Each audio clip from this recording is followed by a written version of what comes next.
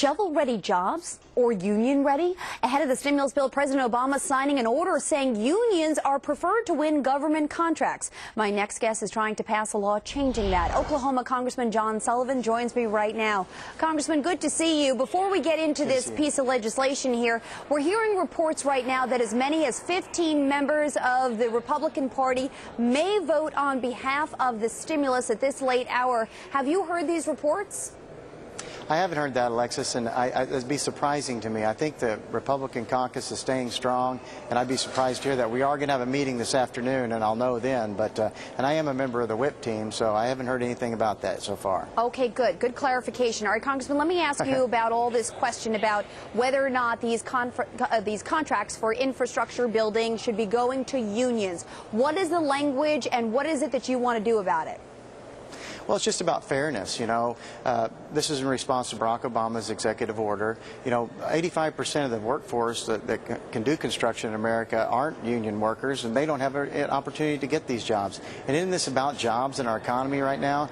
It's not in response to that. We want to make sure that these contracts are awarded on people on their ability to do the work in a quality way, in a timely fashion, and efficient way, not on their union membership. Okay, let me ask you this. We spoke here on the show yesterday to Transportation Secretary Ray LaHood. We asked him this very question about who's going to get the contracts and why, and he said it's going to be a fair and open process for anybody to participate, anybody to bid. He had 43 transportation secretaries from across the country come visit him with shovel-ready projects. Are we sure that this is actually being, I don't know, unfair to some and fair to others? I think it would be fair if Barack Obama hadn't signed that executive order. We want to make sure that the people that do the best job should be awarded these contracts. This is about fairness. This is something that's very important right now. 85% of the people in America that can do these jobs aren't union workers, and they wouldn't qualify under this.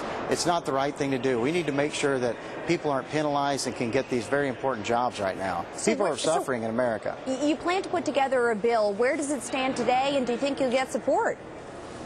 Well, it's going to be very difficult. It's going to be rough sledding in a Democrat-controlled Congress. The President Obama did get a lot of contributions from labor. They're already talking about how they're going to get this passed. They've been talking for the last 2 months how they want to get this passed. It's one of their biggest things, and I think it will be very difficult. 15 seconds to go here. Tomorrow morning, as suspect. Are you